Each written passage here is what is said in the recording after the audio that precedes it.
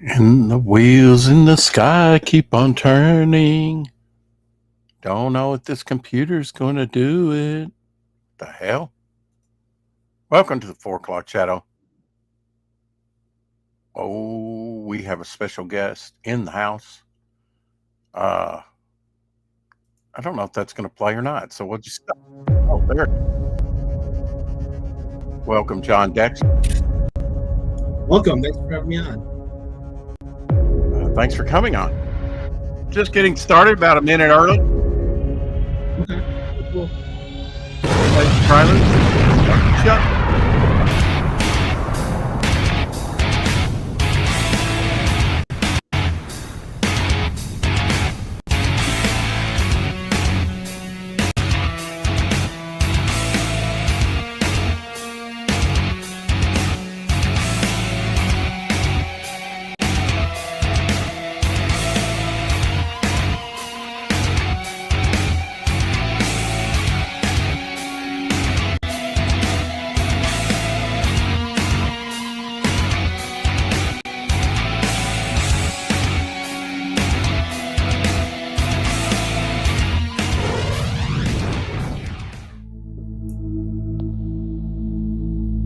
Only on Fun My Comic. Welcome to the show, John. Thanks for having me on. I appreciate it. It's good to see you, Mr. Dexter. How are you doing today? Good. I don't know if you're around the mid central area, but we've had some pretty nasty snow here. It was quite a while to ride to get to work and to come home. I had a 2-hour drive, so it was interesting to say the least. Well, I spray mosquitoes in the, when it's warmer. We've got snow flurries coming in here. Going to get down to about 14 for a low, or maybe lower. What state do you live in, sir? Northeast Arkansas. Nice. I got a nephew that lives out there. I can't recall. Don't blame me for that. No, he loves it there. Actually, he actually built a house there. On Restream now. We'll be on StreamYard tomorrow, and I'll have my co-host on with me. But today we're on Restream, and I noticed you were flipped around there. So, yeah, a little bit. It's on Restream. You've got this mirror camera, which is pretty wild. Option. Yeah, that is kind of funny. You can also put push the wrong button. Let's frick 'em. Yeah, there we go. We can put the overlay there off to the side and see the chat. That's nice. It's got some, drawbacks. For one, my co-host can't get on here with his phone. So I picked up a Hot Wheels stand today. 18 slots in that thing. Wow. They had put everyone out except for one, and that was a Batmobile. So I just picked the whole stand up and said, I'll take it. Sort of a dark maroon or burgundy. Yeah. That's awesome. From the this iteration is from the cartoon Brave and the Bold. Yeah, from 93 or something. But kind of a wild color for the Batmobile. Yeah, that's my camera doesn't do it justice, but did you ever collect anything like this growing up? No, my hobbies were I can actually have a shelf here. I don't want to. I can turn it around. So that's some of my collection right there. You can't see it very good, but comics poster. Yeah, I got I'm an X-Men. Oh, there you go. And let's see, G.I. Joe. There's Quick Kick.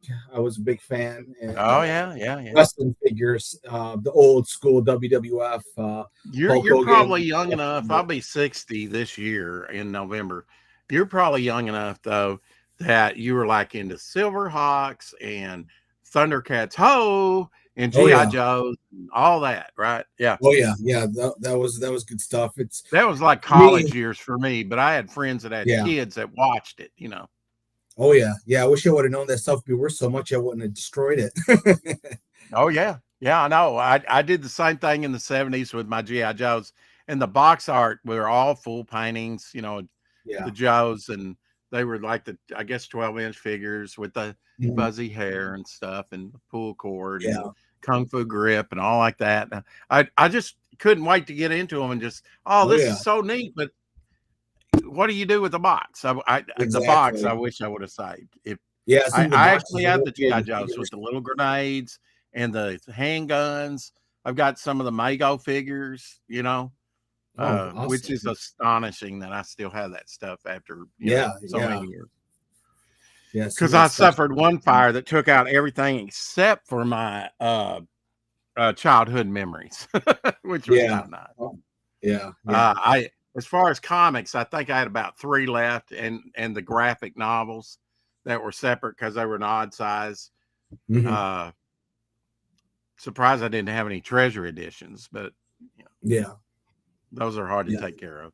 But now, how did you get started comics, and then how did you make the decision? This is not your first go around. This is Alpha Dogs 3. Plus, you've got other properties. You've got Dime Store Detective and Space Cruising. Oh yeah. I've got, this is actually Alpha Dogs issue 5. It's on Kickstarter right now. What did I say? 3? Okay. The brain says one thing, less says, No, that's all good. Yeah, we're up to issue 5 now. We're halfway through the campaign. We're funded, going good. Trying to get some more backers. It's been quite a wild ride. When I started, the first comic was Alpha Dogs 1, and that was in 2021. I did a Kickstarter for it, got funded, and now I'm on my 11th Kickstarter. I'm glutton for punishment. It's been, but it's great. It's a passion of mine. I've always wanted to tell stories, write them. When I was a teenager, I was more into the screenplays, but when X-Men 9, the Fox Kids came out in 93, I became enthralled with, like most teenagers at that time. Have you seen the new X-Men 97? I think they're called. I love it. I like it. I like it. It's real. I was worried. I thought it was going to be, like a lot of stuff they take and create years later, but no, it's good. I did enjoy it. I haven't seen any of it yet, but I've been going through some of the old stuff, the motion comics, and that was like the John Casty Astonishing X-Men and Ultimates and stuff like that, and some of the cross-gen stuff too. A few Daredevil titles, Fantastic Four in the Magic Motions about a decade or more ago. I like those. Have you watched the Watchmen motion comic? I think I have that somewhere. Yeah, that's great. That one was great. I thought it was better than the movie. It has the pirate thing in there as also, I think. The animated they had the whole thing storyline. You actually got to see the alien in that. They in the movie they totally did away with the alien plot thread in watching. I wasn't a big fan of the movie, to be honest. I guess I'm a purist. Like I said, I would recommend watching the motion comic because that was phenomenal. I thought I watched it a few times because it was so good. It was actually even better than reading the comic, to be quite honest. Yeah, I've got Meridian in now from CrossGen Comics, and I'm told, like the publisher said, I'm going to give it 3 years, and if I don't make $3 million in that 3 years, I'm shutting it down. And they might have come close, but they had some talent over there. Andy Smith and Aaron Lopresti and Bart Sears. They had some real talent. Those were high quality comics at the time. Yeah. I kind of go back and look at the Magic Motion and go, maybe because it's the early days of digital coloring. Yeah. You're like, nowadays this would be kind of like flats. I don't know. That's kind of harsh, but it looks better than flats. But you know what I mean? It's kind of dated now. And the trailer for the new Alpha Dogs, it's got some motion to it. It's kind of a motion comic to a certain extent. It's really cool. We put together some great trailers, so I encourage anybody to go to the Kickstarter, check it out. If you want to share it here, we'll play it for everybody. We'll show the I don't really know how to do it. It might run quicker. It might run quicker on your internet than mine. Okay, that's the only reason I suggest that. Otherwise, I can pull it up, and you take your chances with me. We got a thing called choppy ass theater. It's more like Viewmaster mode, when it comes to playing trailers. Apex Comics says Watchmen motion comic was better than the movie. The opening scene in the fight between comedian versus the mystery intruder was very cool. Yeah. I now that he mentions the fight scene, I do have that actually. It's somewhere. Yeah. It's great. It was, every single one of my every single one of my Kickstarters for the Alpha Dogs, you can see a motion comic for the trailer. Some of them are a minute, some of them are a little over 2 minutes, but they're really great. People want to go over there and check out all the trailers. They got motion to them. They're cool. I wish I knew how to do it on here. I don't really know. I mean, okay, all right. Well, you would drop it. You would drop the link in the private chat. Oh yeah. Let me do that. Ask and you shall receive. Yeah, let me see. Maybe around here. We got Walter. We got LZ Walter Danley in the house. Oh, you picked Dan's cover. There you go. You're number one on that Dan Lawless cover. Apex Comics. I thought I was going to be, but can't hold my breath forever. We got Omer Glitch in the house, and my co-host Shadowhawk. Where is everybody else lurking? All right. Should I say Rex did? Here's the here's the new trailer right here. The Kickstarter page for a new Alpha Dogs 5. It was actually recently signed by a publisher, Source Point Press. So it's pretty exciting. The comic is now available on Amazon. The graphic novel, I should say, is available on Amazon, Barnes & Noble, all the major book sites. I'm actually, if anybody's around mid-Michigan on February 26th, I'll be at Schuler Books in Okemos, Michigan for the release of the graphic novel in stores. So that's really exciting.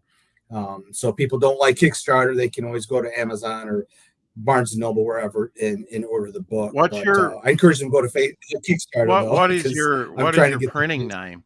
That you have a John Dexter, JONDEXTER.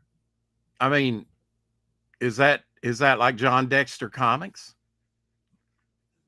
You see what I'm saying? Like, I'm Momentum Comics.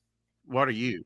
Yeah, I don't really. I mean, I call it Alpha Dogs Comics. Okay, that's good for my company name. I guess you could call it that. Yeah. But it's through the publisher Source Point Press. They're the publisher of the graphic novels. So issues 1 through 4 is currently out. Like I said, in some stores, mostly on Amazon, Target.com. But in the Kickstarter, you can get issues 1 through 5. So you can get all the issues on the Kickstarter that's going on right now. And I fund really quick. I'm actually coming out with Dexter Detective issue 5 in April. So I want to get this new one fulfilled as fast as I can. What was your one before this? What was your campaign before this? It was Dexter Detective issue 4. Right now I've gone back and forth issue 5 with the Alpha Dogs and Dexter Detective. And then last year I did Space Cruise in issue 1, which is another comic of mine that I wrote many years ago.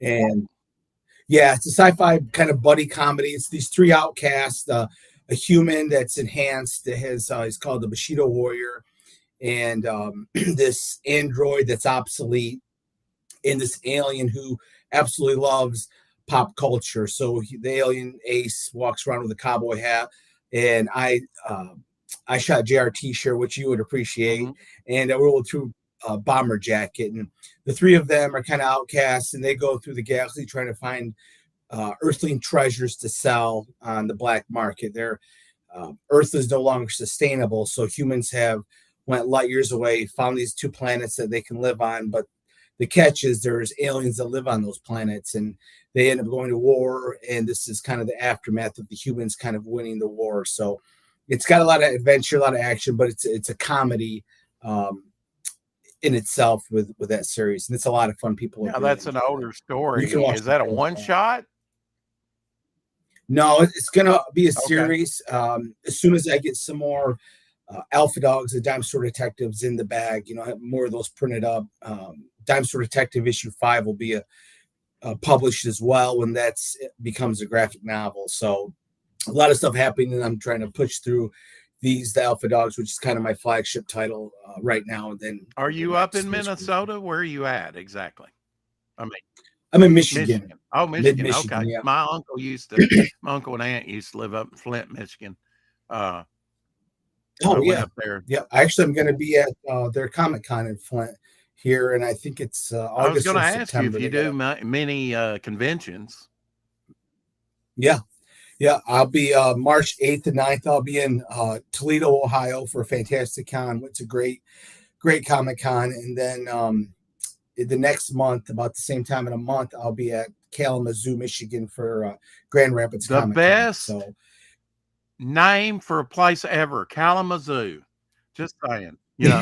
I know. People don't believe it's a real name sometimes. Right.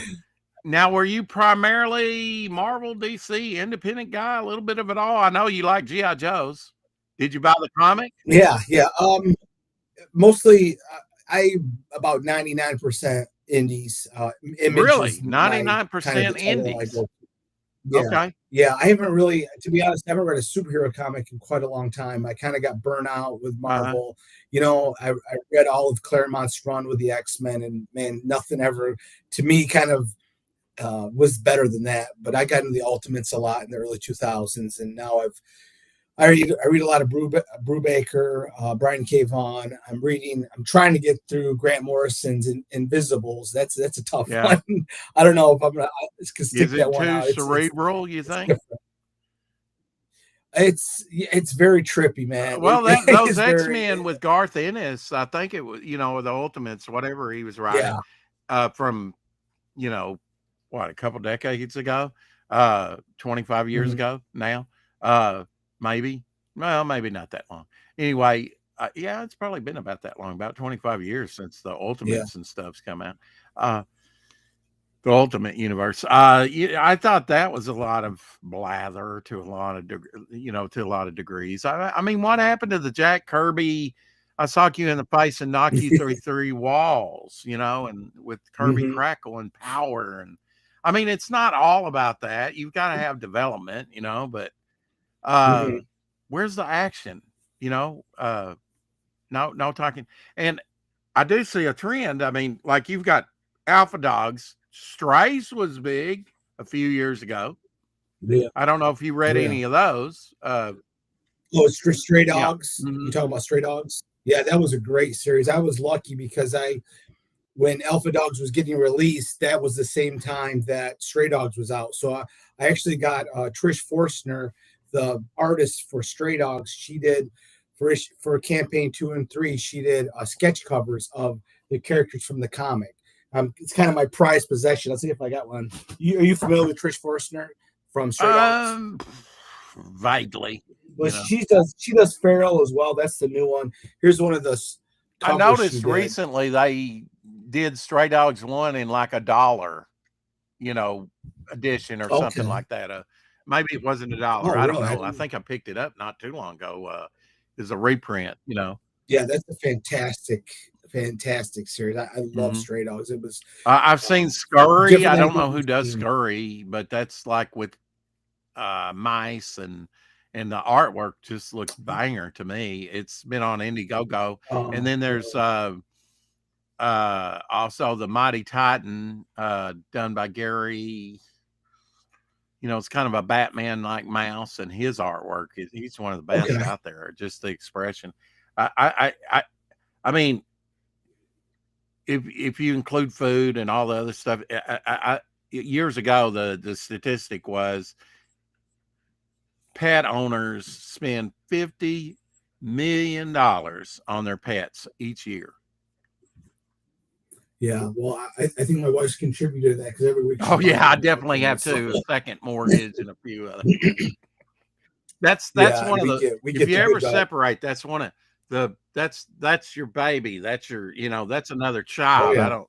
Unless you just don't care and you're Clint Eastwood and spit chewing tobacco on his head every time you see. So Alpha Dogs, as you can see the dog here, it's actually modeled after this guy. Yeah, that's after one of your dogs, right? Yeah. So we had lived in this town that had outlawed pit bulls, and we had a pit bull mix named Pig. So we weren't going to get rid of our dogs, so we moved. And that was kind of the genesis of Alpha Dogs. I wanted to create this story about this dog that's feared by the public because of his breed and his size, but he actually has a huge heart. The main character, Buck, he's has the power to heal from any wound. He's smart enough to understand human speech, and he's a heightened strength. And in the series, him and his owner are on the run for mercenaries that are trying to kidnap him to possess his powers. along as the story goes, we find out this girl, his owner, gets gets manipulated by this fellow bioengineer, and she gives him a sample of the dog's blood. But little does she know, he knows of the dog's powers and has created this formula that once in possession of their blood, he can create his own dogs with their own unique abilities. So in the series, you have this Chihuahua that's really smart. I mean, smart for a dog, because all the dogs have enhanced intelligence, but like preteen kid intelligence, where the one now is, do they speak? Are we speaking animals, or is it like telepathy? What? You got word balloons? So the dogs can communicate with each other. I mean, dogs do have their own language to a certain extent. Just this one is obviously a much more rich vocabulary. So the dogs communicate. The humans can't understand them because they still talk in dog, but the dogs can understand the humans. So it creates some interesting interactions with the dogs trying to communicate. When Stray Dogs came out around the same time as I guess your first alpha dog, right? Did your heart sink, or did you say, this is great? Maybe I'm hitting the trend. Oh, it's great. It's great. Yeah, it's great because Stray Dogs is much different. If you were to take alpha dogs, I would say it's like, Homeward Bound, Incredible Journey, which one you ever grew up with, meets like Lost. Homeward Bound. There's a lot of mysteries. Great in this old movie from the 70s. I don't know if they had a remake. I think they did, but you might be referring to that one. But the original, I don't know if that was a Disney movie or what, but I love that type of stuff, It's kind of the X-Men of dogs kind of element to it. These dogs are so it's much different than Stray Dogs, but it's just as an original. And I pride myself in making comics that, you're not going to find another one on the shelf. I've got my Dinosaur Detective, which is a supernatural crime mystery, and then my Space Cruise. And so I was a big fan of Stray Dogs because it kind of helped open the door, I guess, a little bit to people wanting to read comics that starred our pets. Yeah. Now they got Feral with cats going. I think that's doing pretty good. I love the superhero genre. You probably do too. I mean, even though, you want to see something different. You don't want to see just the same tropes again and again and again. You want to be engaged.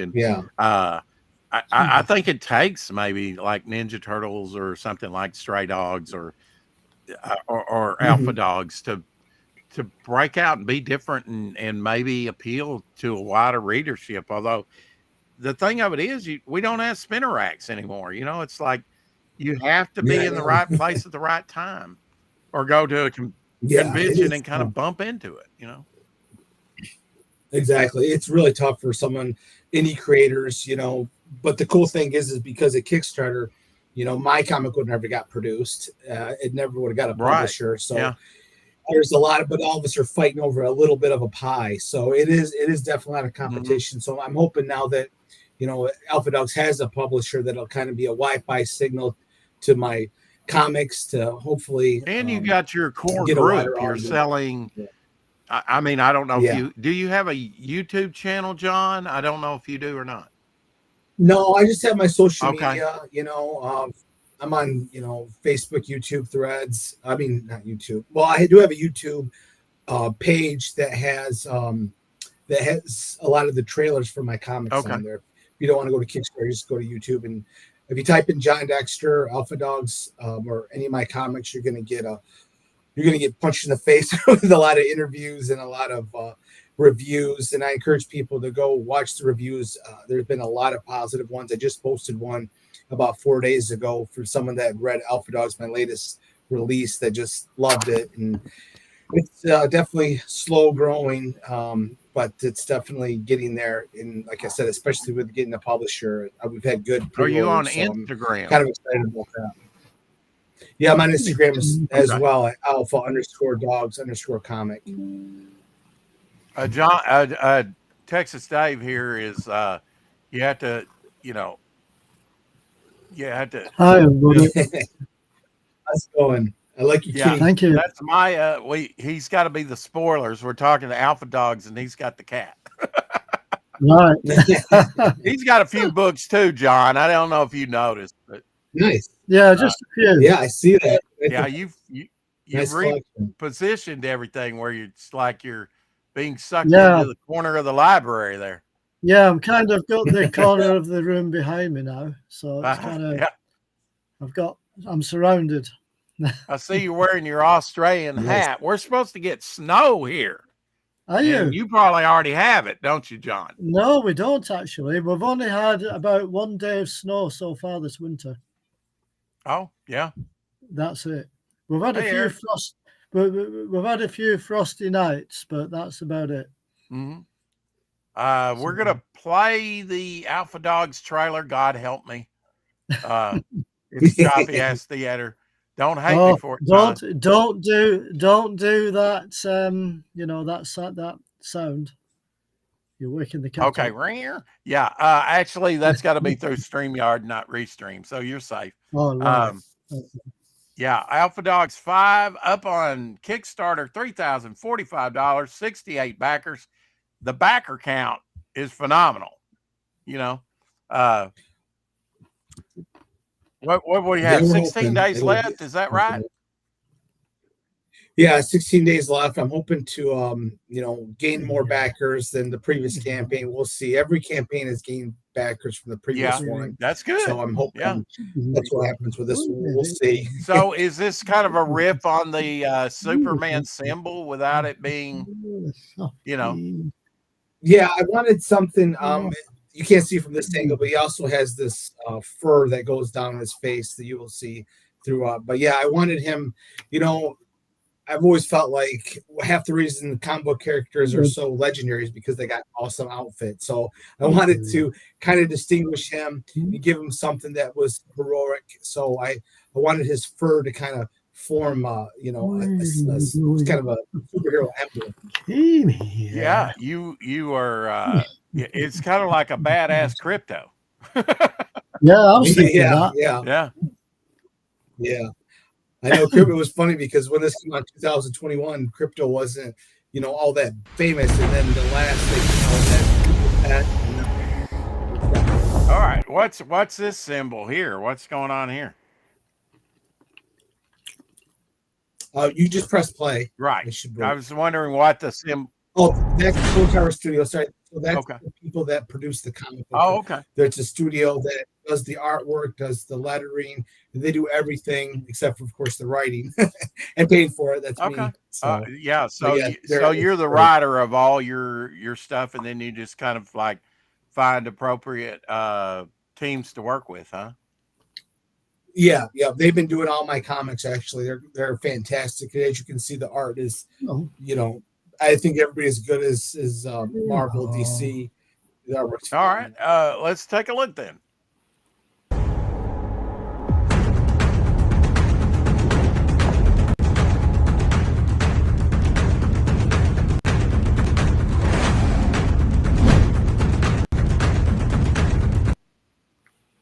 Well, now that's stalled.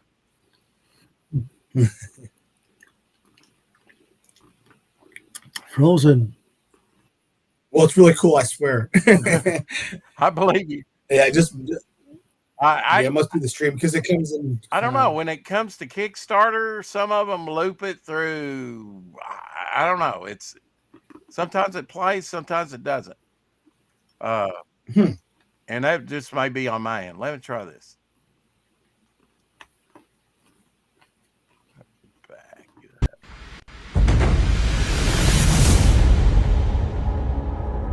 If at first you don't succeed, try again.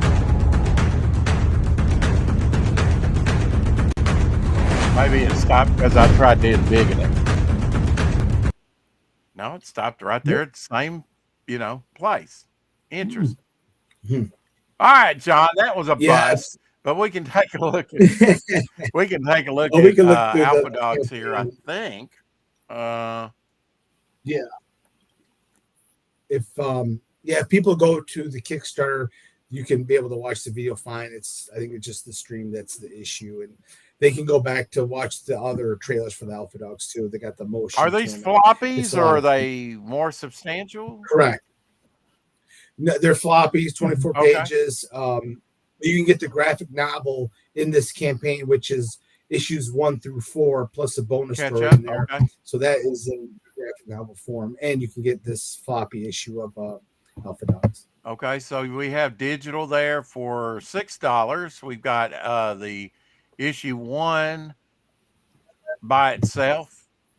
Is that correct? Yeah, in case someone wants to go back and missed one, I have issues 1 through 4 on there that people for can $10 a can piece? look at. And on the left, you can scroll to, and that shows you that's got the graphics for all of them as That's well. cool. Number 4, that being a Spider-Man sort of Ditko homage. Yeah, That's cool. And yeah, they can get any of the covers. So on there, not on here, but on the other one, you can scroll through that. There's 3 different covers you can pick from issues. Like this one, 3 $14, and then we've got another this one here.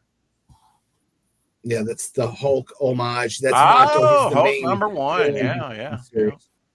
Oh my gosh, everybody's got to do him. one of these. Now this is that's a great this one. is with the markup, and that's kind of a virgin somewhat cover or whatever without the yeah. There's a lot of different versions to pick from, and then I had to do my Days of Future Past homage. Because that's one of my favorite. That's just classic, John. Yeah, I recognize that homage one.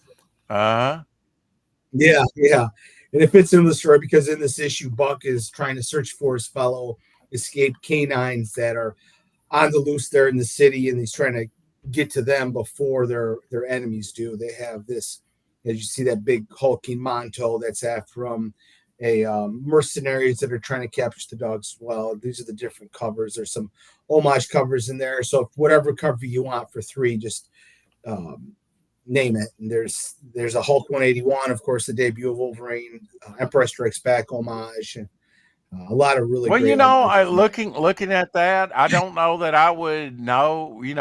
I would go, oh, that's Hulk 181. It's you really have to look at. Yeah, you probably have to have it next to. Yeah, I can see it now that you say it. It's very subtle, Rex. Very subtle. It is. Yeah. I mean, well, you're dealing with dogs instead of humans, so it's definitely going to look different. There you go.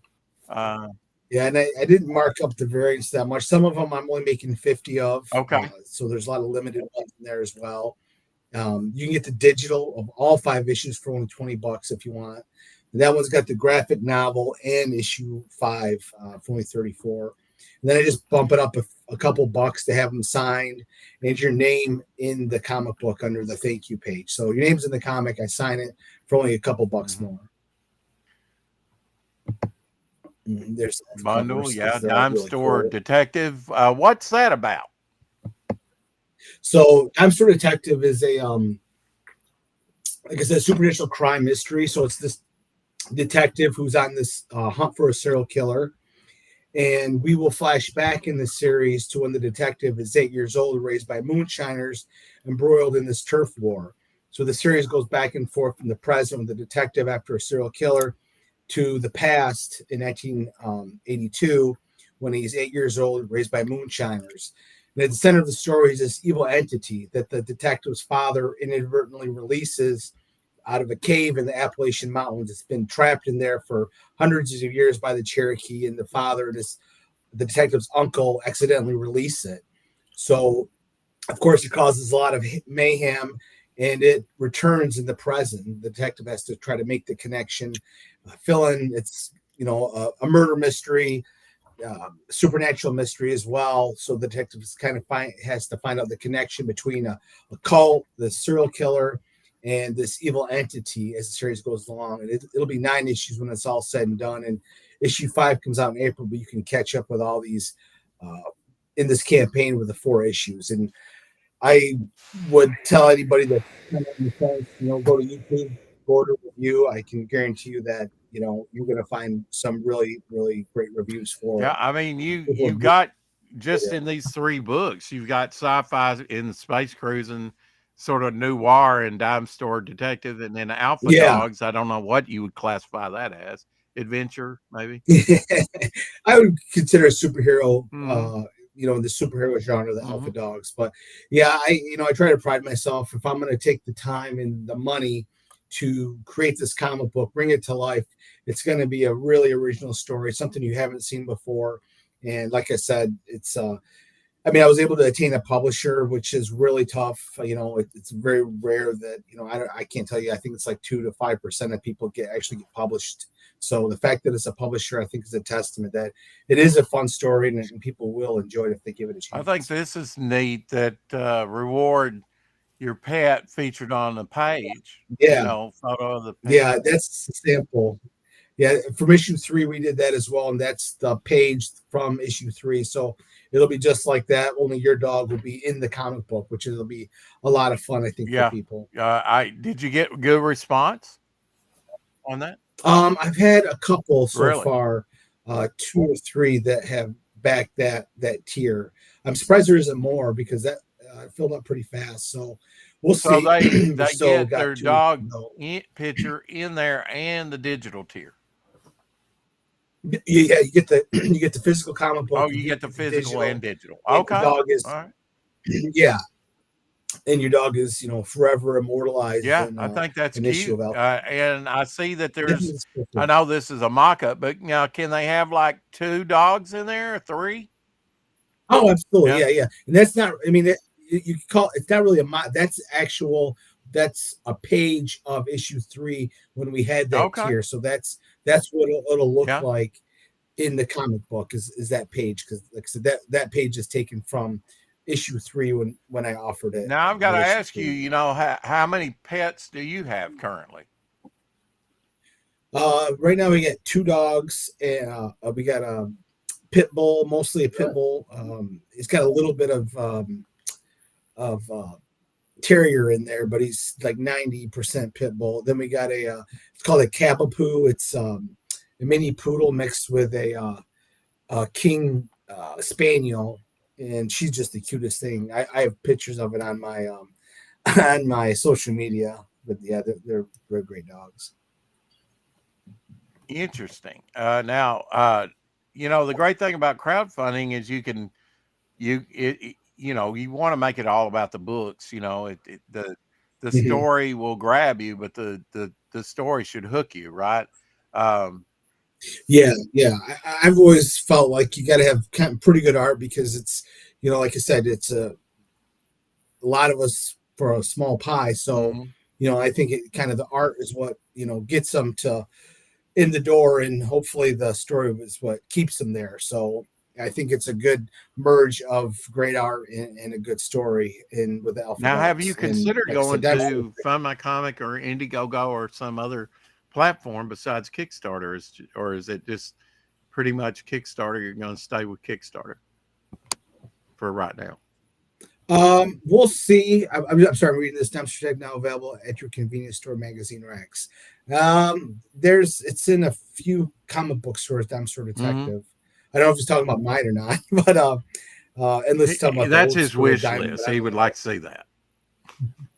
Yeah, well, it's in some comic book stores, but the comic book stores are in Michigan, so it doesn't pay for me to pay for shipping. Then that's all your profit because you just got a really small profit margin with floppy. Right. So, but they can get Dime Store Detective in this campaign. It's I think for only $40 you can get all my comics digitally.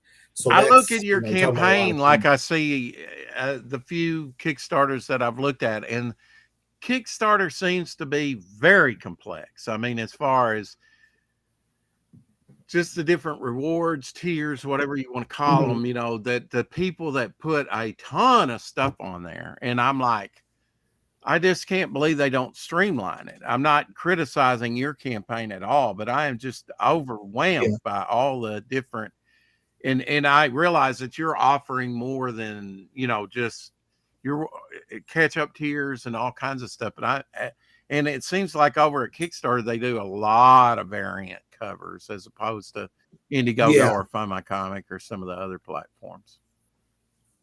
Yeah, I might go to Fund My Comic here. I've never been to Fund My Comic, but I'd recommend it. That's where my book is, and I love it.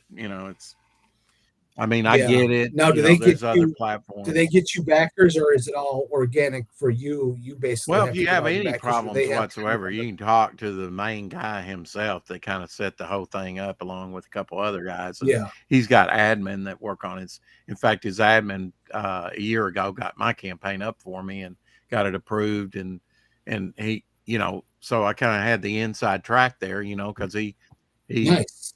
had a campaign up there himself and still does his own book, and he kind of knew what they were looking for as far as a campaign, so that took the guesswork out of it, because I had done my ash can over on Indiegogo, which is still up, but I'd not been over to Fund My Comics, so that kind of made it seamless and easy for me.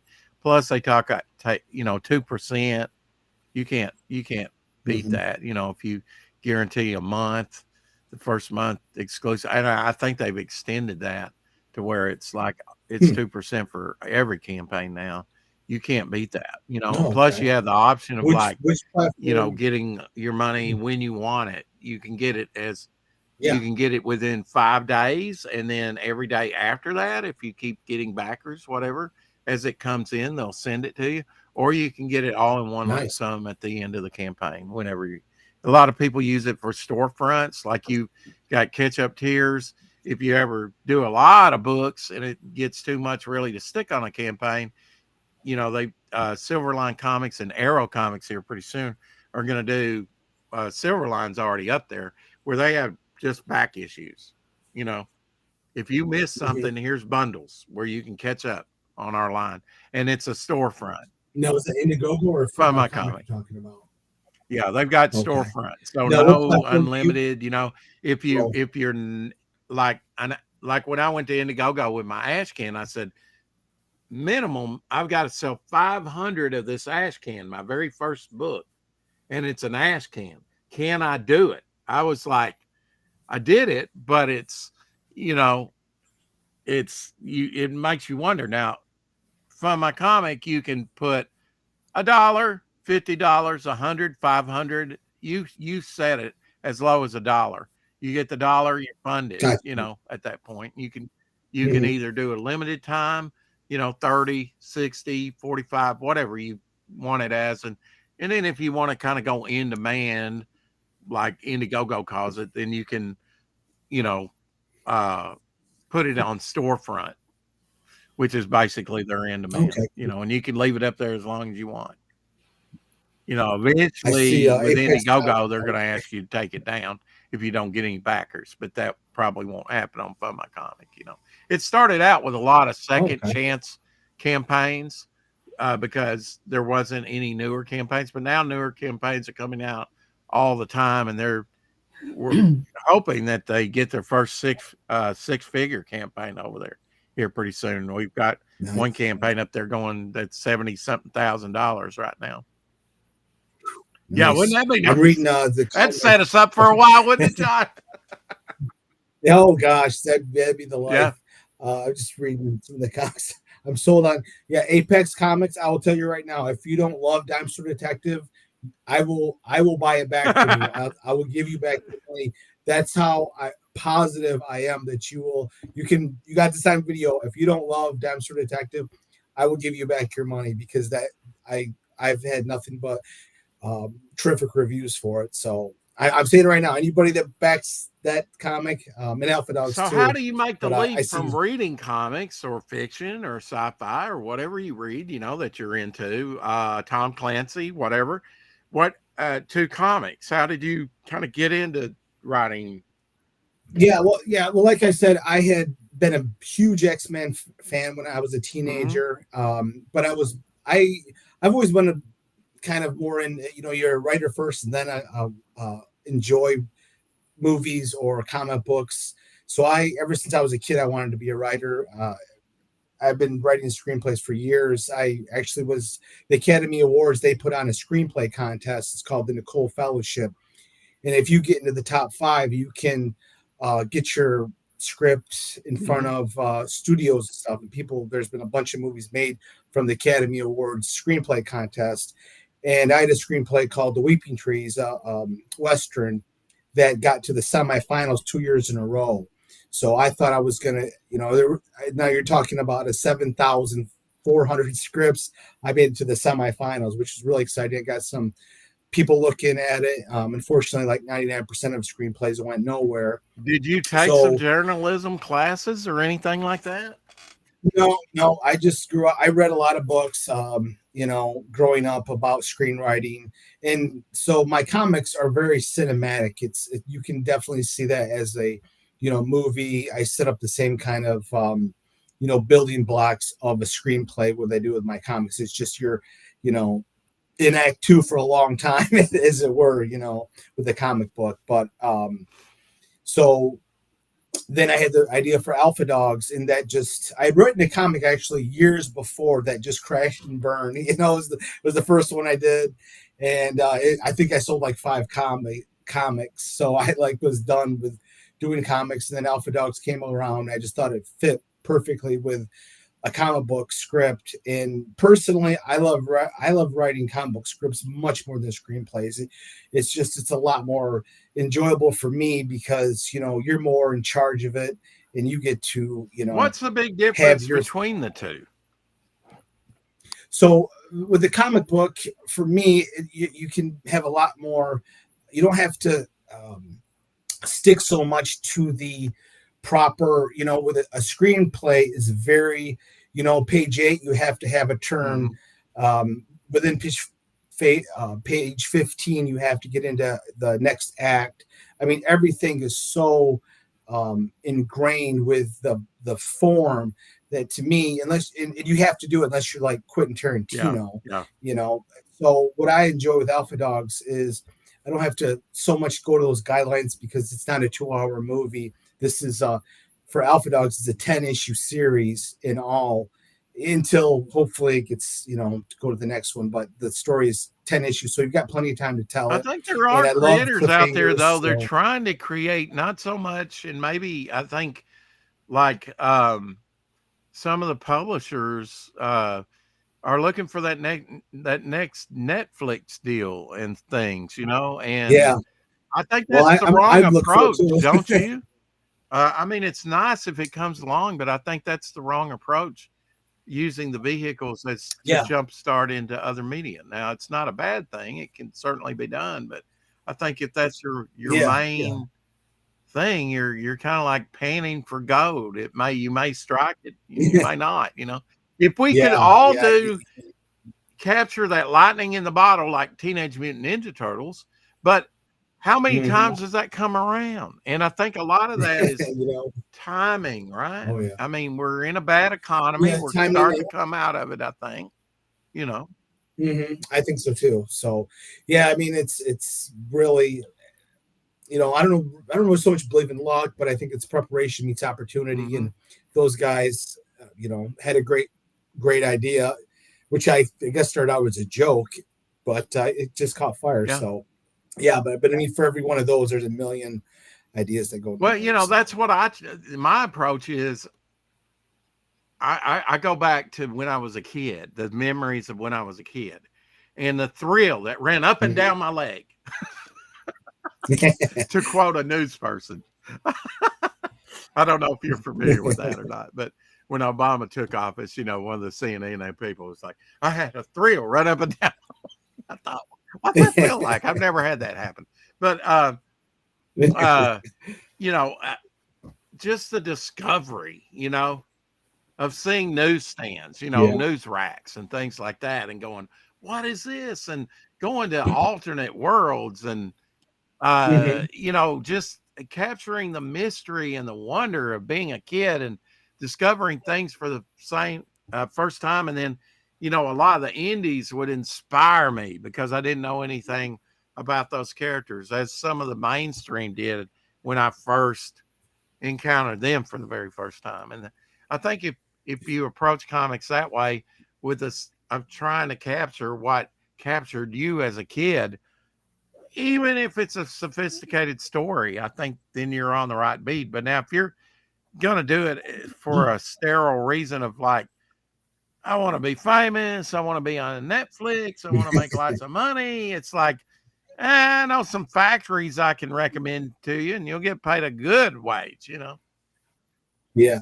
Can we post the link to the Kickstarter in the chat? Absolutely. If you'll I can say get in the hi chat. to the chat, I'll People, I wrench see you, people have asked and you for can the come link. in anytime you want and drop your links. I totally encourage that. Flip City will be with us next Monday.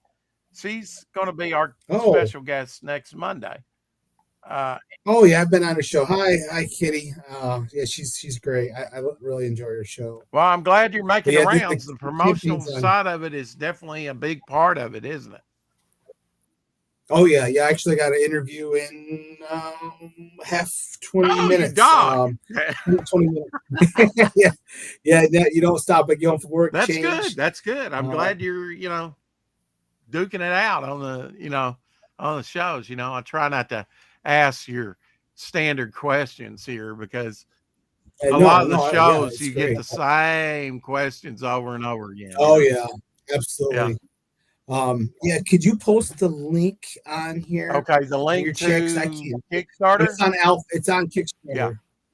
Yeah, I sent you the link in the private chat. Okay. Yeah, I have it. I just was thinking if you could put it in the chat yourself, I would. I was trying to. I cannot. And then you could come in here anytime. I was trying to, we hope today won't spoil you and you'll want to come back. No. Yeah, definitely. Definitely I've not had anybody come on here and say, I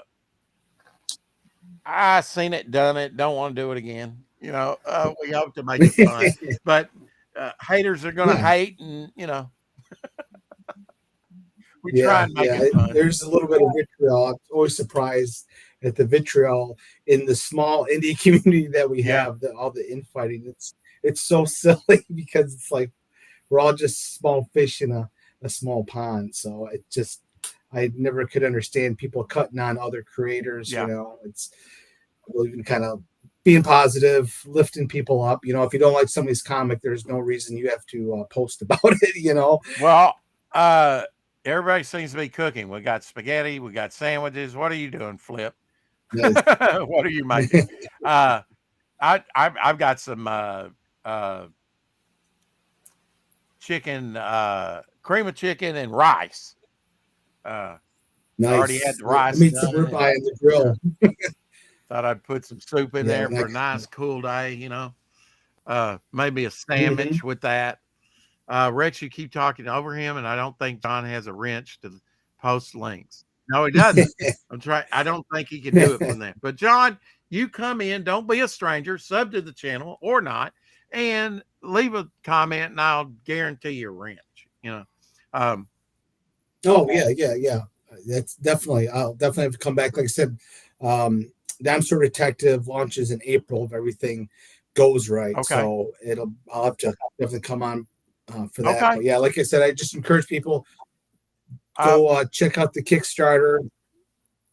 It's it's like I said, it's got a lot of fun. If you're a dog fan, then you'll really enjoy it. If you're an indie comic fan, you'll like it. And like I said, it was picked up by a publisher, so I swear it's good. Is this the first issue that was picked up by the publisher?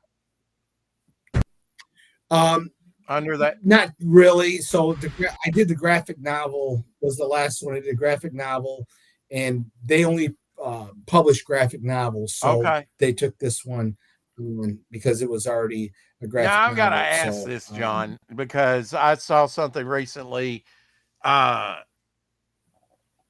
done. What is his name? Oh, he wrote Watchmen. Alan Moore. Yeah. Okay. He said, I don't like the term graphic novel. They're not novels, and they're not particularly graphic. I saw that. I get his point. He's just a grumpy old man. I don't think he's playing semantics. I always thought graphic novels, okay, what is it? It's basically a trade paperback, but whatever. Well, it's graphic. I think because there's graphics on it. Okay. I always took it as graphic. It's got art, and it's a novel. It's not a comic book, I guess. I mean, it's a man. He just complains about everything nowadays. Oh, Eric. Where are you going after this show now? I'm going to be on Myself in Comics. It's a show on Instagram. Well, they go on YouTube too, but they're mostly Instagram. Myself in Comics. She's this the girl that does it is really nice girl, Bianca. So I go on that show. They've done the last like 8 Kickstarters that I've done. I've been on their show, so I'll be on that next. What's the key in your estimation? What's the key to good characterization for a character? So the number one, in my opinion, is empathy. You don't even honestly have to have a great story if you can create empathy for that main character. Mm-hmm. Buck, the main character of this one, who's modeled after my dog. So already, I love him, and everybody loves dogs, so it's pretty easy. But so I believe it's really empathy, to empathize with that character, your main character, because you'll follow them no matter where they go, even if it's not a fantastic story, because you care about that person. So in this story, Buck, he's kind of like Casper the Friendly Ghost. He's feared by people because he's this big hulking pit bull dog, mm-hmm. but he has this huge heart. And like Casper, who everybody was afraid of, but he was a friendly ghost. So it kind of plays that type of character. And Buck in the story, he makes a lot of sacrifices. He goes against his owner's wishes to save these other dogs. And then they end up going on this adventure to try and stop Monto, this big hulking dog, from carrying out his master's revenge plot. And so there's the mystery of the series is why his master is trying to get these dogs for his personal vendetta. And you have the Black Rock mercenaries that are after the dogs to duplicate their powers. And then the mystery of how the dogs got their powers in the first place. So it's got a lot of adventure, a lot of mystery to it. But most of all, I think people really care about that dog, Buck, and other dogs who kind of have some comedic elements to them. So I heard something that, characterization, really doesn't become a whole character till you infuse personality into that character. And I agree with that. Yeah. You have to distinguish them. Like in Alpha Dogs, you've got the Buck, who is kind of the leader of the dogs, who's got a huge heart, who protects the other dogs, and you've got the Chihuahua, who's really smart, and he knows it, and he try to use his highfalutin words to make the other dogs feel stupid, but they always have to save him because he's this little Chihuahua. And then you've got Sahara, who's a Siberian Husky, whose brother was also infused with the powers, and he's got a lot of his own issues. So there's some, sibling issues between the two of them. So you want to create characters that always have, your characters have to have some goal, and have to play a part in the hero achieving his goal. So Alpha Dog started out, I was watching Lost when I was writing Alpha Dog. So I kind of had them all in the same pattern where they all kind of had their own backstory. And then we kind of reveal it similar to Lost. But then I decided I wanted to focus on Buck's solely and have the dogs kind of, co-star, if you will, with him to help him achieve his goal. Kind of the Harry Potter. I've always loved that storytelling technique that she had, J.K. Rowling, how you had Harry Potter, but these other characters you really care about who are helping Harry achieve his goal. And so that's kind of similar how I've set up the Alpha Dog each story. Books is your babies, I know, but I guess each you got a noir book, Dime Store Detective. You got an older concept, an older story. I think you said that sci-fi. You've got Alpha Dogs. I guess each comic kind of scratches a different itch for you. It's pretty wild that you've got such a wide variety within your book. I try to write the best story for a genre, so I'm never going to make another.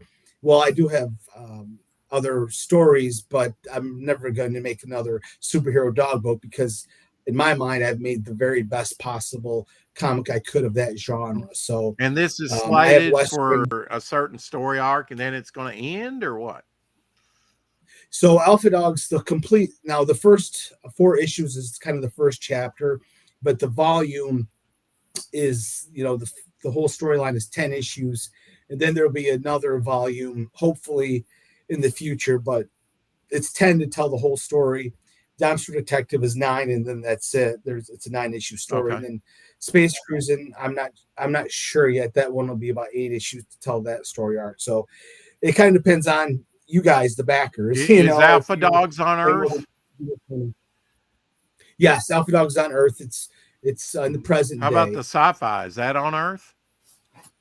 No. So Earth is unlivable to humans, so they have to travel light years away to this other galaxy, and they find 2 planets that are inhabitable to humans, but they have aliens that live on them, and they end up going to war. The humans, it kind of takes that whole aliens are this advanced species, kind of flips it on its head, and the humans are the advanced species that come in there and kind of annihilate the aliens because they have all this, old equipment, old spaceships, archaic to the future humans. And it's funny because I wrote Space Cruising so long ago originally that with AI and the androids, now my robots are look ancient compared to what they're doing now, because I originally wrote Space Cruising in 2008. Oh, wow.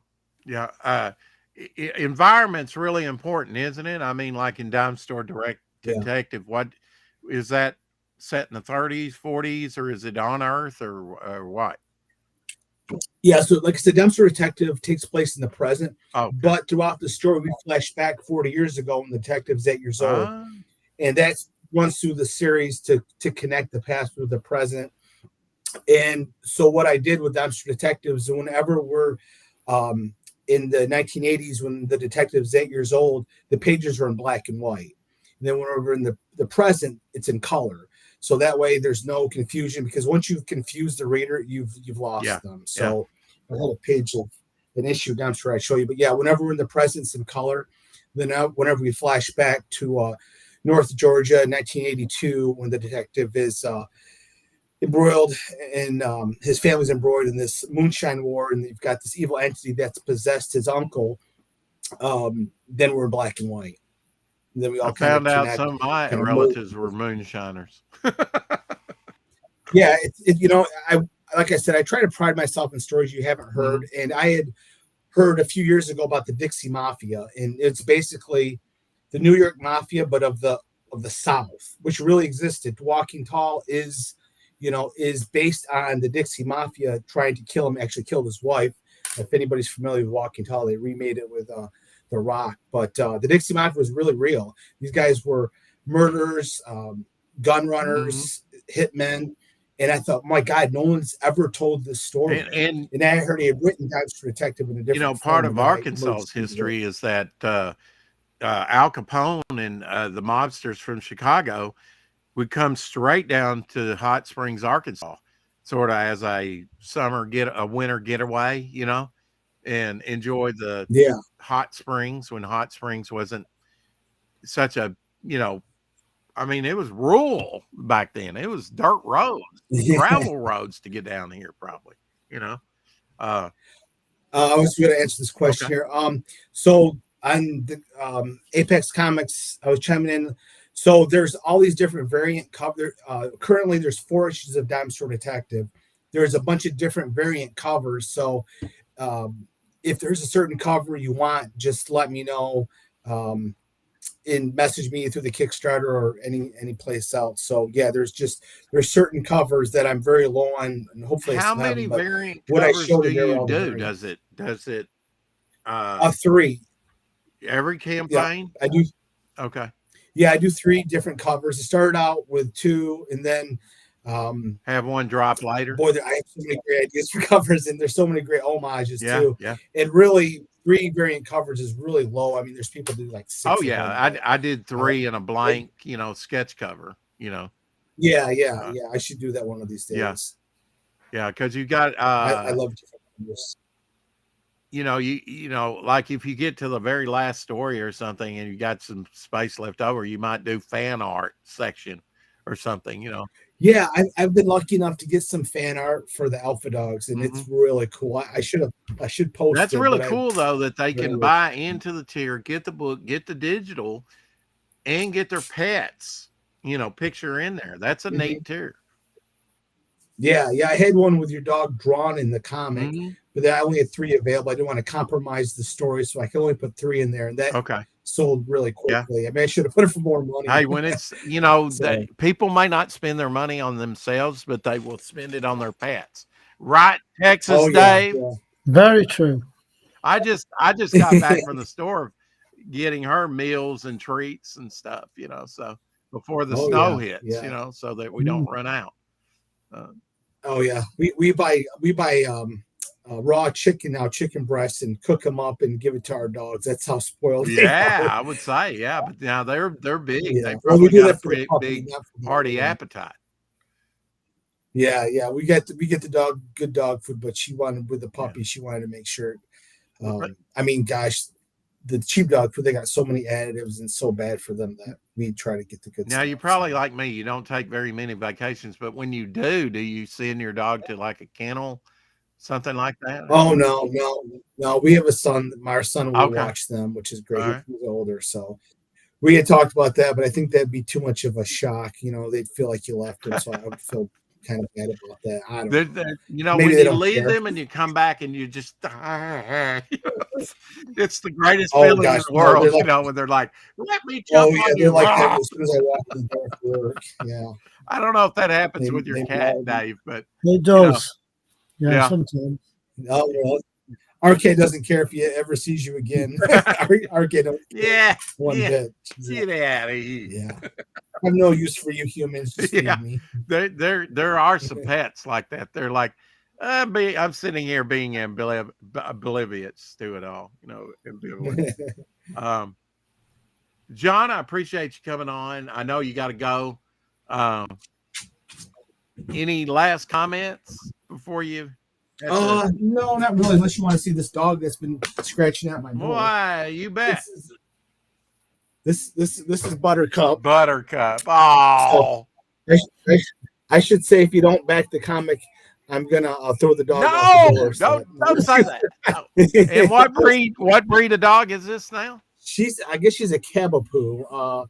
She's a mini poodle mixed with a King Charles Spaniel, I guess. I saw the poodle in her, definitely. Yeah, she's just the cutest thing. Now, how old is she? She seems like very young. She's 7 months old now. 7 months? Really? Wow. Yeah, they're not that big. And then this is the other one. This is our Pitty. She's a big one. She's our troublemaker here. That's Lulu. Oh, wow. When I saw your dime store detective poster back there, I thought of Detective Comics. I thought it was something with Detective Comics. No, this is probably my favorite cover. So this is actually a cover that I'm pretty much sold out of right now. Oh, that's cool. You've got like the old petroglyphs in the background. Yeah, so this is part of the story. So you've got this, if you can see the cave with the 2 brothers find the cave. There's a warning, and of course they're guys in their 20s, so they ignore the warning and go into this anti-chamber and release this evil entity that's been trapped in there for hundreds of years. You're back. Then all hell breaks loose. Flip says she also cooks for animals. Buttercup is super cute. She is. Oh God, she's the cutest dog I've ever seen in my life. My wife's very happy with her. Now she just stop hanging out with our pit bull all the time. She doesn't want anybody but the pit bull. They're like best buds. It's great. They can get jealous, can't they? Yes, very much so. Our Pitty. I watched Ronald Reagan in a Western, and he gave a speech about the Western story was the guy said, "Don't come on my property." The dog did, and the kid ran after to get the dog. Well, he shot the dog, killed the dog. Oh. The kid lives isolated with his mom and dad, and that was his only friend in the world.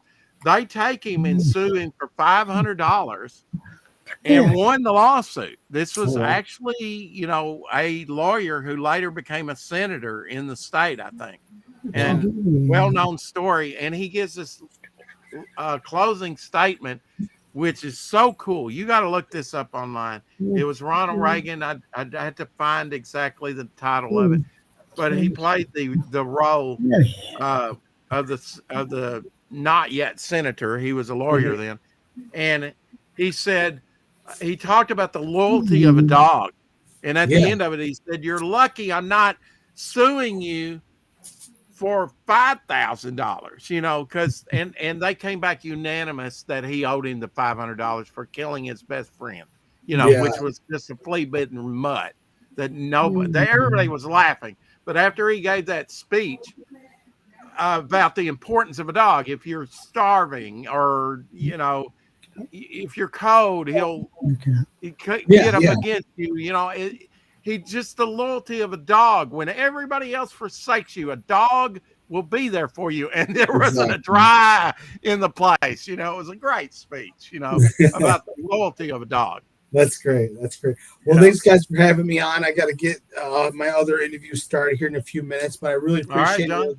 We'll definitely have to do it again. Like I said, I'm hoping in April for issue 5 of Dime Store to be released, but you can get the first 5 issues of Alpha Dogs on digital for only $20, or if you want the physical comics, it's a little bit more, obviously. And if you want them, I sign them and put your name and thank you page for literally $2 more for the physical edition. And you can get your pet pictures in there, plus the digital in the book. That's great. Yeah, exactly. And you can get, I think I got it for like $100 for every single issue that I have for the physical comic too. So, but bye, Kitty. We'll have to get together again to do an interview one of these days.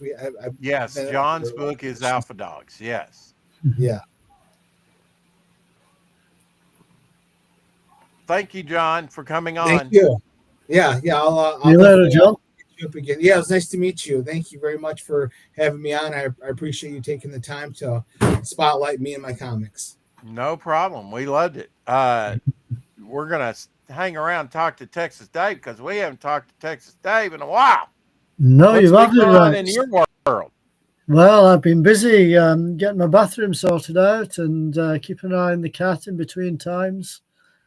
And just been a bit busy lately with one thing and another, so that's why I've not been on much. Sorry about that. I can drop the link if you need. I don't know if he ships international or not. I think he does though. Abby should be in the next Alpha Dog. Yeah. I was just thinking Freddy's cat goes back to the late 60s and early 70s. Yeah, that's right. Hey, I picked up a new Hot Wheels stand. Oh, I thought I spotted that in the background. Yeah, 18 slots. Nice. They had everything. It only had one car. I don't know why maybe they got called away. They were putting them out, on the hook, and it had a Batmobile, and it's like, well, that stand is mine with that Batmobile in it. Didn't even have to look for it. Very nice. I didn't even know if they put out any more than this. I didn't even look. I was like, I'll just take that one in the stand because it's getting ready to snow. Well, talking of stands, I'm still waiting for my spinner rack. Are you really? Dang, it's been 2 months probably, hasn't it, or more? Well, it was last September when I first put my order in, And this is new too. I got this at the dollar store where DC's reprinting some of their comics, and I got the whole stand. Nice. I'm like, wait till I see Texas Dave. I'm going to show him my new stand. Yeah, it's not really a spinner rack, but I've got 2 of those already. Well, I know. Well, anyway, the guy should have been sending it out in December. And have you heard from him at all? Yeah, I have heard from him. I sent him a message a couple of weeks ago, and he said the guy from Diamond UK was going to be contacting him on Monday, which is yesterday. Okay. Now, I've not heard from him since, but I believe, I think I'm right, that Diamond US has gone into liquidation. Is that right?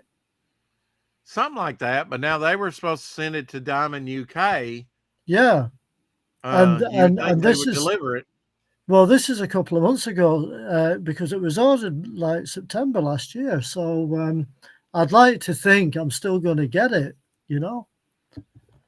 But yeah, I mean, I would think so, that would be a fait accompli. I mean, yeah, because it was ordered long before Diamond US went into administration or whatever. yeah, and you've been waiting for quite a long time. Well, it's Now, about. did he contact you Monday? Well, I no, he said he was being He didn't. contacted by Diamond UK on Monday, which is just But today. they didn't. Did you talk Well, to I him? don't know because I've not heard from him today. So I'm going to give him till tomorrow or Thursday, and then I'll contact him again. Yeah, I'd press the matter so I can get my stuff, you know. Yeah, well, that's it. I mean, I've already like paid. you said, they've been going through some financial, and one day could make a big difference. Yeah, because I've already paid a deposit back in September, which was £200. Yeah, yeah. So I've paid. Now, is that earnest money? You owe them some for the rack? Yeah, still. Yeah, I paid him £200. I think he said it was going to be about 560, something like that. Okay. So I paid a deposit of 200, and then I was going to pay the rest when he gets it. That's amazing. You know, I know you'll enjoy it when you get it. It better not be scuffed up, the paint job. If I get it. If give me my 200 pounds back. Oh, don't worry. I will be getting it back if he can't fulfill the order. Did they tell you that? No, he didn't tell me that, but he said he needed. Didn't. But he said he needed a deposit to order it. So, you know. Now wait, this wasn't your current conversation with him, right? Just the other day. No. This is way back in September. Okay. Yeah. PBR says that's a really cool hat. Yeah, he picked that up on holiday in Australia. Yeah, it's a nice hat. It's a nice hat. Very, very lightweight. I'm still trying to work. The thing of it is, Kerry, he doesn't want the money. He wants the spinner rack. He paid almost 800 pounds for it. He wants a spinner rack. I do want a spinner. I do want a spinner rack. He wants it bad. I mean, if I could ship mine, every time I see one to you, I probably would. But it's vintage too. But well, I was going to say, something that big over to the UK, you might as well buy a new one. Every time I see somebody on your shows that's got a spinner rack in the background, I'm rather envious. Yeah. You wait till I get my two back here. You'll be going, But I bought mine 40 years ago, back in the 80s almost. Well, that's it. So how do you make comments in the chat? I mean, I've got the private chat at the bottom of my screen, but well, are you on YouTube? No, I'm on Facebook. Well, I went on Facebook, then went on Messenger, then clicked on your link. So I presume that's Facebook, is it? I don't know about. For me to drop anything, I have to go to keep Facebook open or YouTube open rather, and go comment from there. Right, because you sent me a link on Messenger, and I just clicked on that. Right. So, I don't even know how yet to put a message from here, like when we're, Yeah, I mean, I've got the private chat at the bottom, but I haven't got the general chat thing. I can't seem to see that, so I can't make comments to anybody that's mentioning my name in the chat. There. Wow, I made my first comment. I said, "Hey, y'all." Oh, how did you manage actually, that? you have to bring up a screen, and it says Restream, Facebook, which we're also streaming to, I think. Where's that? And YouTube. So I've had to push the YouTube button to make this comment. So is that in the settings somewhere? I don't know. Do you see the chat at all? Yeah, I can see the chat all right. Yeah. Okay. I'm not sure how to make a comment on it. I could share screen. I don't know.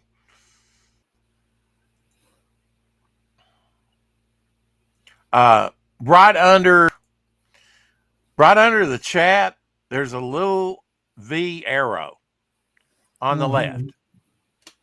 Should be underneath the chat. It says type a message.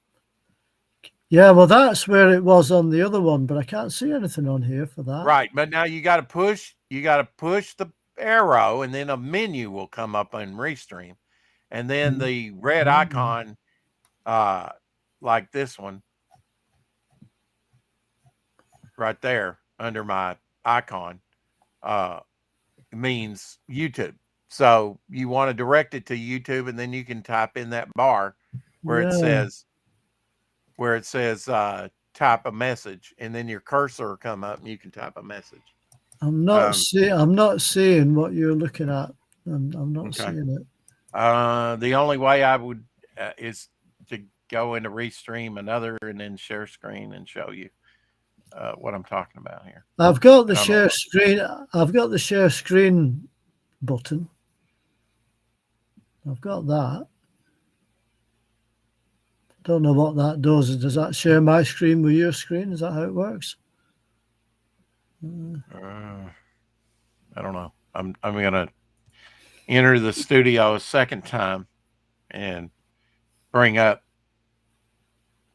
Restream home here, and then I'll share it. Right. But I won't come in a second time. So we don't go or anything like that. Oh, right. Where's Shadow, by the way? Is he off?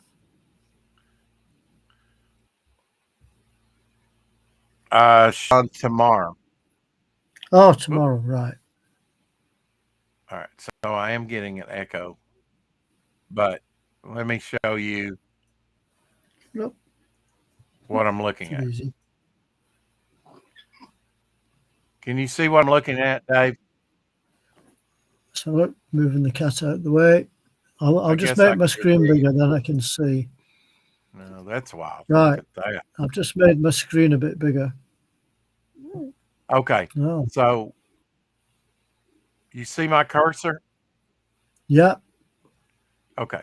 So I press that, and then here, and I can type. Right. Okay. Do you have that? I'm just going to have a look now. Hang on. Okay. That's what you're looking for. So do I click on something or just scroll down? Click on that little arrow. It'll open a menu. And then you can go up to the one with the red icon, which is YouTube, and make your click on that and then type the message in. I'm not quite managing that. A minute. Don't know why. I could do it on the other one on StreamYard, but I'm not sure about doing it on here. Wait a minute. I thought it might be in the settings, but maybe not.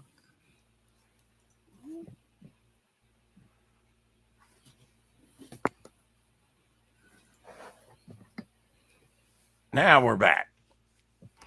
We are. Anyway, if anybody wants me to make any comments, I apologize. I can't do it. Well, can you do it when you're on here and we have StreamYard?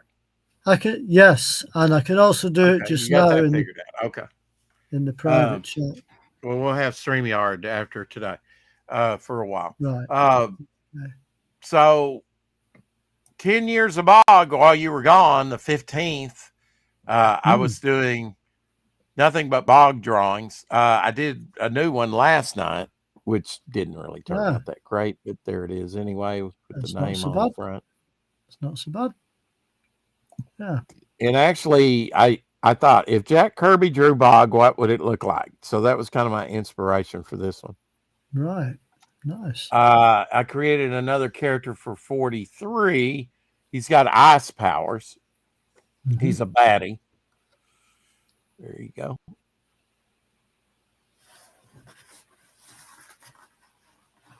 Kind of appropriate since the cold weather's, streaming in here, and I didn't even know it.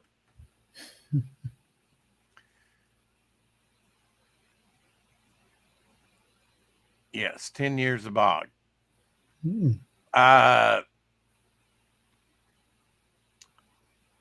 Shadowhawk, are you still around?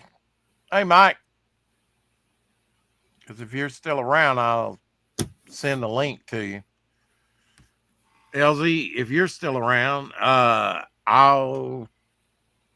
will on Facebook send you that text tracking number.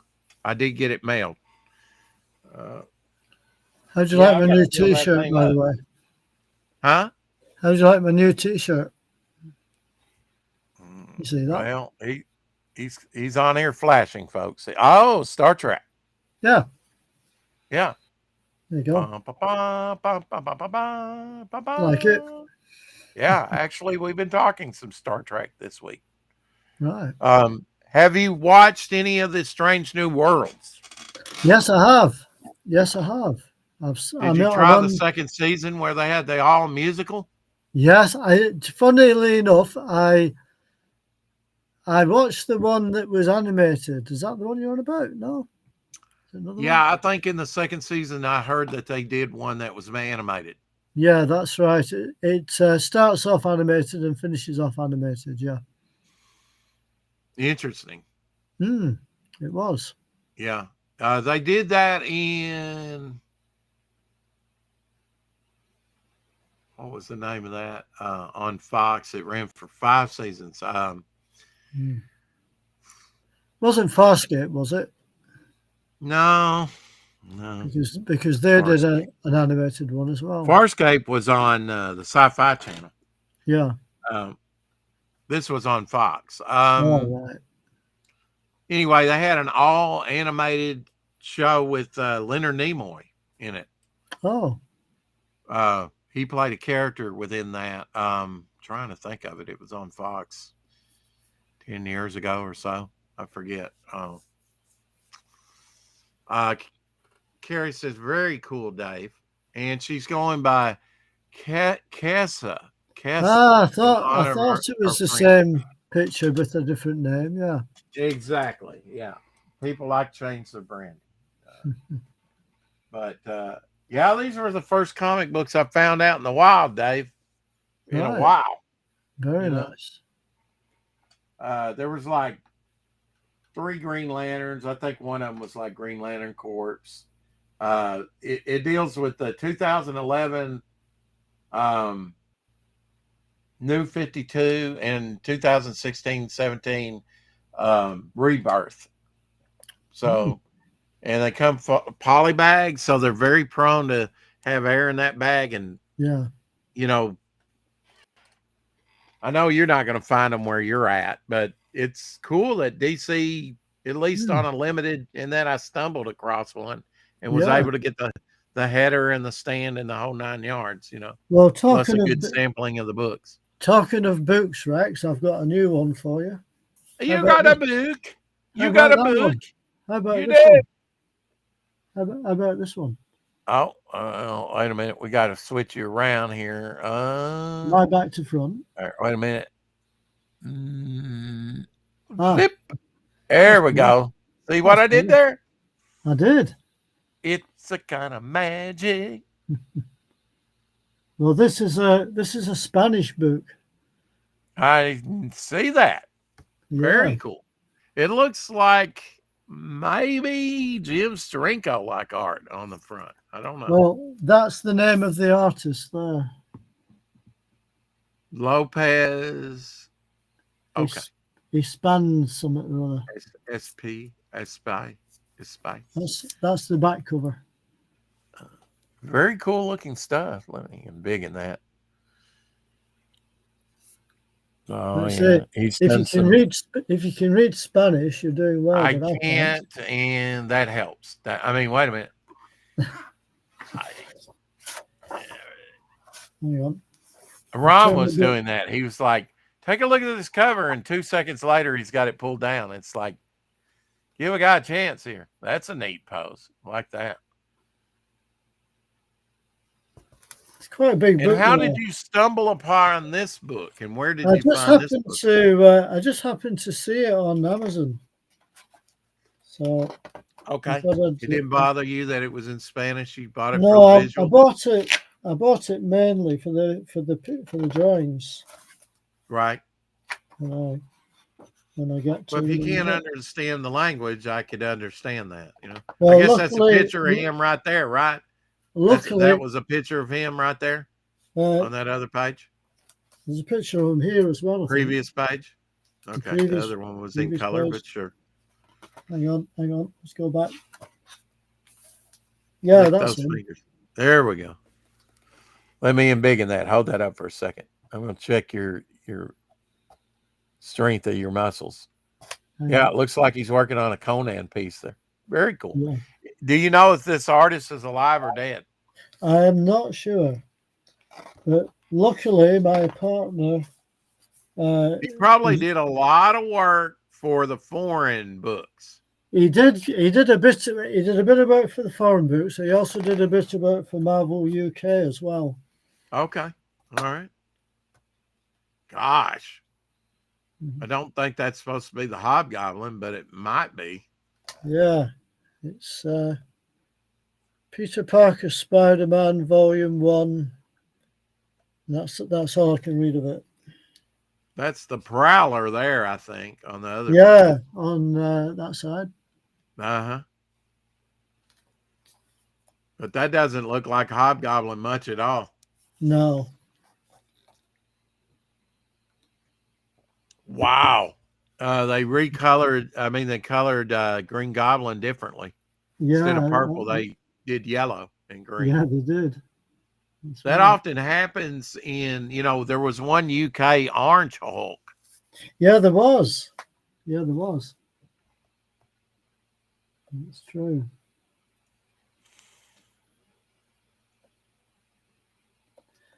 Yeah, if there's anybody in the chat, Trek. Do you like Star Trek? Yes, I like Star Trek. Star Trek. I've not seen that. You've been on here with Mark, haven't you? Before he does like the puppets. Yeah, the digital puppets of Kirk and Spock and all that. Oh yeah. I think I remember it now.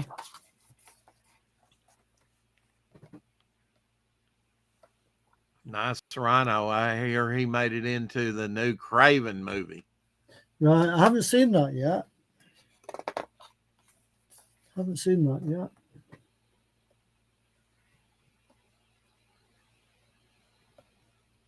That's wild that they hire, other,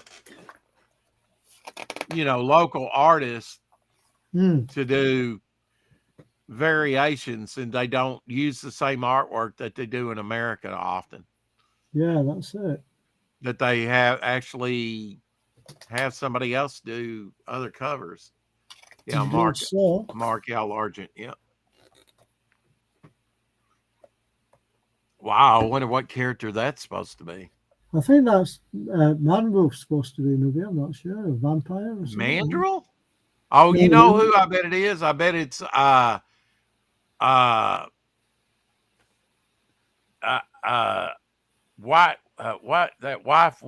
white wolfman character, the Moon Wolf or whatever. Oh, Man Wolf. Man Wolf, yeah. Yeah. Of course, Captain America had a character called Vermin. Remember Vermin? First introduced when Mike Zeck was drawing it. Some of these are redos of other covers. They are, yeah. Some are redrawings of. They're like painted versions. I guess that's one reason why probably in the foreign they like the painted version covers, and I do too. I like to see comic stuff translated into paintings. Yeah, so some of them are quite nice, like these are. Dell Comics, and one of my favorite characters right there, the Claw. I am sure he used Jim Steranko for a reference for this.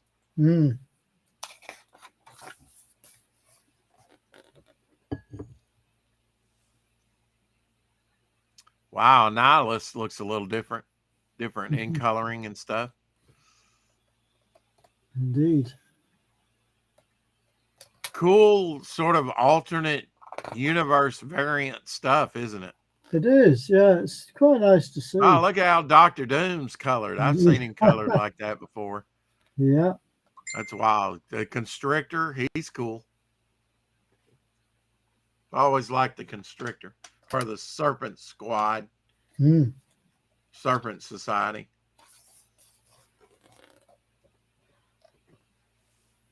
Scarecrow there, yeah. And Porcupine. Yeah.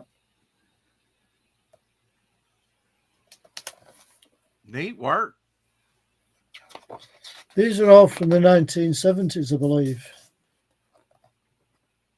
Yeah, he's probably passed on by now. Giving the eel the boot. Yeah.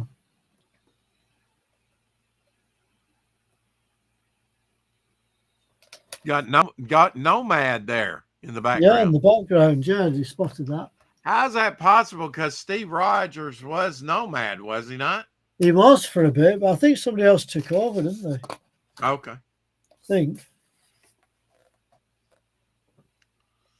Very King Kong-like. Abominable Snowman, I guess.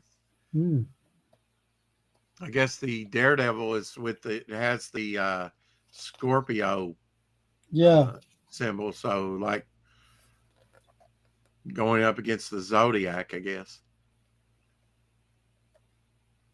That's cool with the skull behind Daredevil, just the facial features. Yeah. It's very subtle.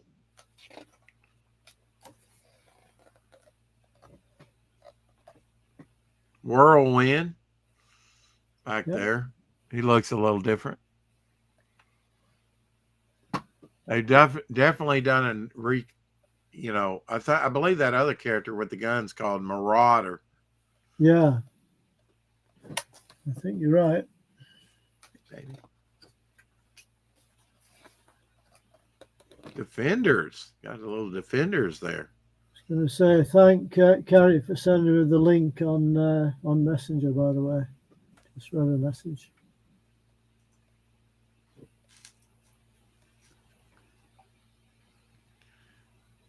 Star Trek, yeah. Someone else was dressed as Captain America and Steve Rogers as Nomad. Okay. Yeah, I thought so.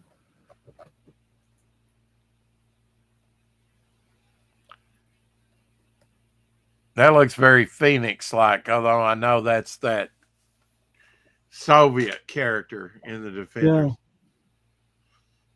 Yeah, I guess he did redos of a lot of the American covers. Yeah, I'm thinking that.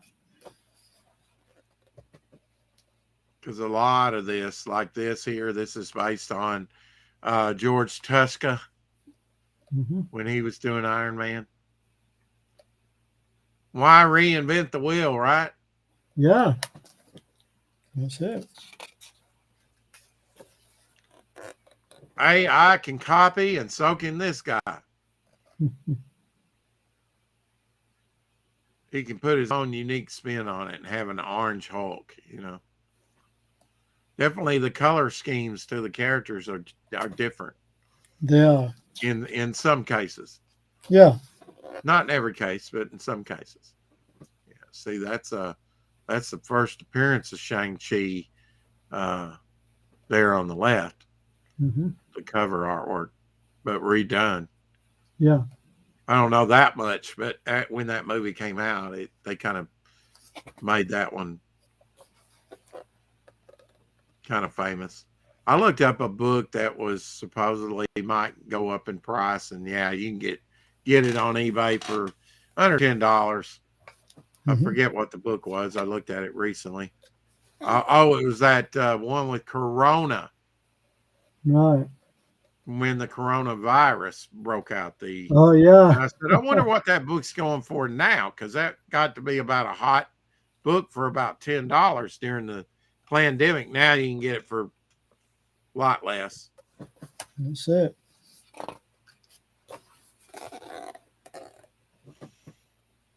Very nice. He's redone some classic stuff here. Indeed so. And some of it's probably original, you know. Yeah. But I know a lot of these have been used, you know. Like that one where he's stepping on the Hulk. That was, I think that's MODOK there in some kind of bodysuit. Looks like it. Yeah. That was an incredible Hulk cover for sure. Those pants are almost pink instead of purple. They are. That looks kind of weird with pink, you know, bisexual lighting on that thing. Mm-hmm. Looks like he's, you know, underwear often is pink back in the day. The long skivvies of the Wild West were pink. That's it. Oh, the Mandarin, he's a little bit different colored. Yeah. That's an early iteration of Sandman. He's definitely different colored. Definitely. Nice Thor. Yeah, that's quite good, isn't it? Shadowhawk has popped in the chat. Shadowhawk, are you there? Yeah, I need to talk to you after the show. I'll send you a link if you're available. Mm-hmm. Shadowhawk will be joining us tomorrow on the show. Yep. As soon as I pay StreamYard for another month. Right. Going up against the Cobra there on the left. It's kind of a different coloring for him. And Hela, Queen of the Underworld in Asgard. Very cool. So I guess he was primarily just a painter, huh? Yeah, I'm guessing so. Yeah. So I don't know much about him. Good stuff, though. It's neat to compare that. It would be neat to compare these with the original. It would. Like that one with the Mimic. Yeah. That's Jack Kirby. The one with Gray Gargoyle there, that's a Jack Kirby cover. But it's this artist, you know. That's it. Redoing. Putting his own spin on it. Mm-hmm. Getting into the new X-Men there. Mm-hmm. And what did this book lay you back, Dave? If you don't, I think it was about £25. I think that's not bad. No, that's not bad. Not bad that's a good price. Galactus. I hope everybody knows that that's Peter Parker because he's half of his face is showing.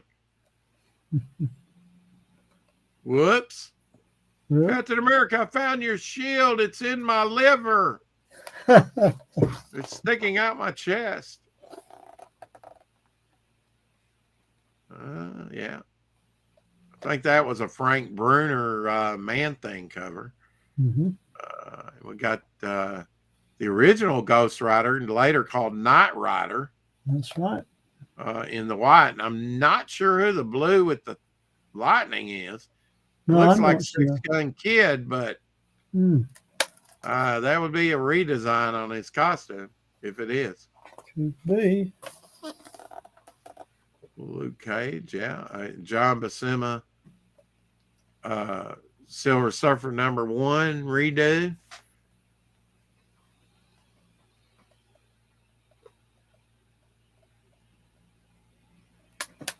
Cars coming right at me, damn drug dealers. Trying to rub me down. Oh, yeah, that's Lieutenant Hunter, I believe, on the left in one of the 70s war books. Yeah. Lieutenant Hunter and the Leathernecks. Yeah. And that's probably for taken from John Buscema. It looks like Black Widow. That's a nice skull piece with the Inhumans. That's cool. Yeah, it's good, that one. Magneto looks manic there, doesn't he? Just a bit.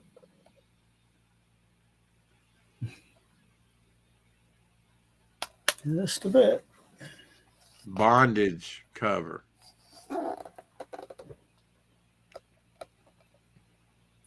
Makes you wonder what's going on behind Black Widow there. Does.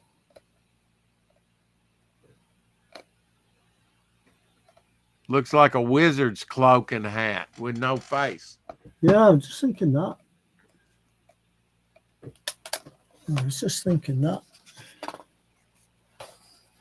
How you been, Dave? That's a Dave Cockrum cover there on the right, and then that would be a redo of Rich Buckler with Dreadnought, or not Dreadnought, but what's his name? Bit under the weather today, but I'm back. Shadowhawk says. Shadowhawk, if you got a few minutes after the show, I'd like to know. Send you the link. There's the cover to Eternals #1 on the right. Redo. Definitely recolored. Yeah, that's kind of neat.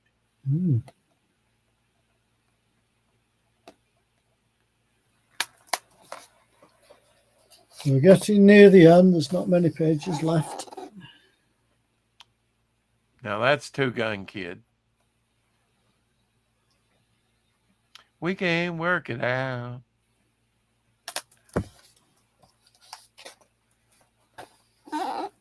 The Beatles won a Grammy. How about that?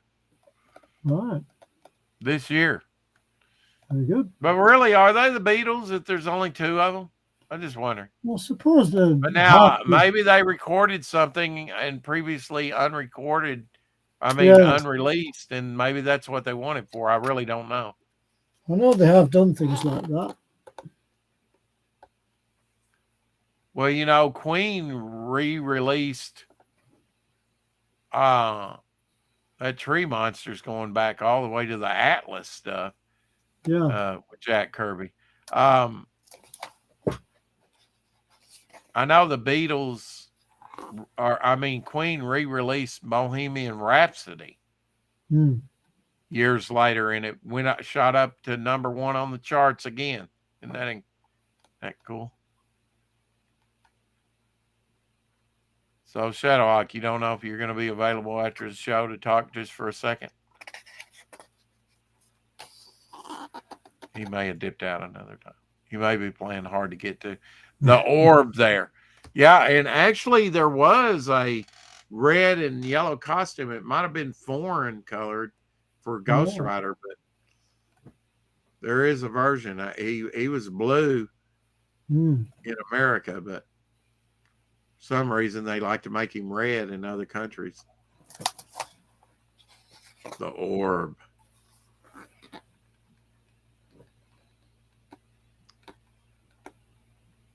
Yeah, that's a Jerry Buckingham cover on the right. Avengers. Dr. Doom really looked cool, colored, red and gold with blue tunic, whatever. It sure does. Whatever you call that dress.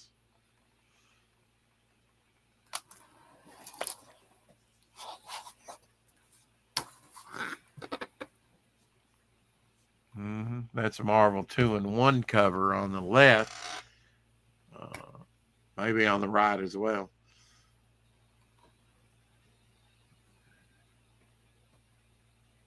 Is that Dr. Doom's face there? Yeah. Looks like it. No, looks like a bat, a werewolf. I think it's supposed to be Doctor Strange, that. Doctor Strange is a vampire. Yeah. So. Trying to kill Clea, his apprentice. Oh, yeah. Classic Defenders cover there on the left.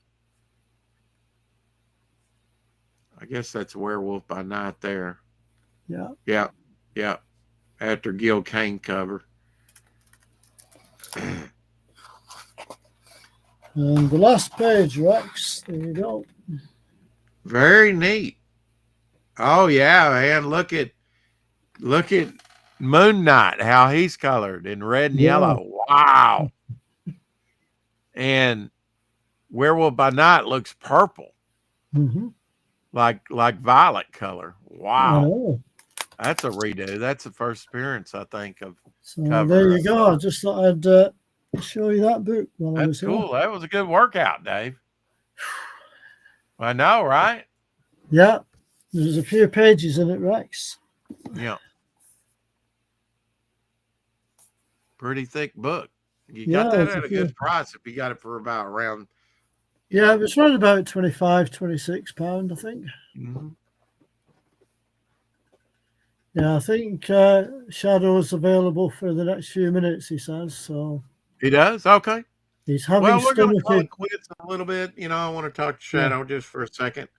After the show, I'll send you a link on Instagram. And we'll talk shop. And Dave, you're invited to stay around and listen to the, we can get your opinion too. Yeah, I know you got to feed Maya here pretty soon, but yeah, I'm okay for a little while yet. Okay. Keep collecting, keep reading good books, and we'll see you again tomorrow. And Shadowhawk, the mighty Shadowhawk, will return. Hopefully he's not too under the weather and having to fight the snow. We'll find out tomorrow. Okay. Take care, everybody. On the one and only 4 o'clock shadow. Bow for now. Keep collecting. Keep collecting. You too, Carrie.